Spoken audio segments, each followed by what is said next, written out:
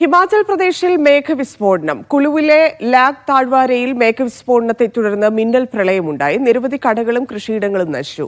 മഹാരാഷ്ട്രയിൽ ശക്തമായ മഴയെ തുടർന്ന് റോഡുകളിൽ വെള്ളക്കെട്ട് രൂക്ഷം. മുംബൈ, വാഷി, അന്ധേരി അടക്കമുള്ള നഗരങ്ങളിൽ കനത്ത വെള്ളക്കെട്ടാണ്.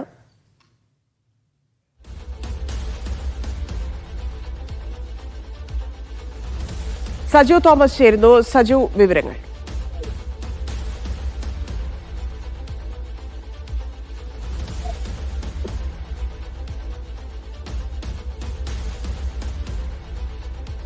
സജു, കേൾക്കാമോ?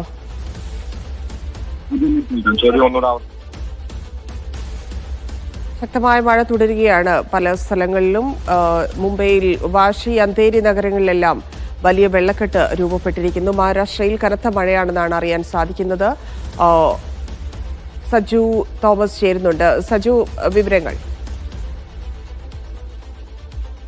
ധന്യ, എന്തായാലും ഉത്തരേന്ത്യൻ സംസ്ഥാനങ്ങളിലേതുപോലെ തന്നെ ഇപ്പോൾ ദക്ഷിണ സംസ്ഥാനങ്ങളിലും ശക്തമായ മഴ തുടരുകയാണ്. പ്രത്യേകിച്ച് മഹാരാഷ്ട്ര അടക്കമുള്ള സ്ഥലങ്ങളിലാണ് ശക്തമായ മഴ ഇപ്പോഴും തുടർന്നുകൊണ്ടിരിക്കുന്നത്. മുംബൈ, വാഷി, അന്ധേരി അടക്കമുള്ള സ്ഥലങ്ങളിൽ ശക്തമായ മഴ തുടരുകയാണ്.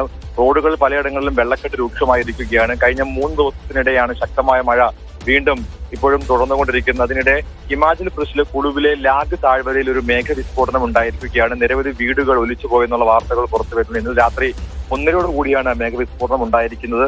ഒരു ഗ്രാമം ഒറ്റപ്പെട്ടു എന്നാണ് ചില വാർത്തകളിലൂടെ മനസ്സിലാക്കാൻ സാധിക്കുന്നത്. ഈ മേഖലകളിലേക്ക് വാഹനങ്ങളടക്കം എത്തിക്കാൻ വേണ്ടിയുള്ള ശ്രമങ്ങളാണ് ഇപ്പോൾ ദേശീയ ദുരന്ത നിവാരണ സേനയുടെ ഭാഗത്തുനിന്നും ആരംഭിച്ചിരിക്കുന്നത്. നിരവധി വീടുകളും പാലങ്ങളും കൃഷിയിടങ്ങളും ഇപ്പോൾ മണ്ണിനടിയിലാണ്. പക്ഷേ ആൾനാശം ഉണ്ടായിട്ടില്ല. നാശനഷ്ടങ്ങൾ മാത്രമാണ് ഇപ്പോൾ റിപ്പോർട്ട് ചെയ്തിരിക്കുന്നത്. കഴിഞ്ഞ ഏകദേശം 2-3 ആഴ്ചകളായിട്ട് ഉത്തരേന്ത്യൻ സംസ്ഥാനങ്ങളിൽ അതിശക്തമായ മഴ തുടരുകയാണ്. പ്രത്യേകിച്ച് ഈ മൺസൂൺ വന്നതിന്റെ പിന്നാലെയാണ് ശക്തമായ ചില സംസ്ഥാനങ്ങളിൽ മേഘവിസ്ഫോടനം, അതുപോലെ മിന്നൽ പ്രളയം അടക്കമുള്ളവ വീണ്ടും ആവർത്തിക്കുന്നത്. പ്രത്യേകിച്ച് ഹിമാചൽ പ്രദേശ്, ജമ്മു കാശ്മീർ അടക്കമുള്ള സംസ്ഥാനങ്ങളിലാണ് ഇപ്പോൾ മേഘവിസ്ഫോടനം തുടരെ ഉണ്ടാകുന്നത്.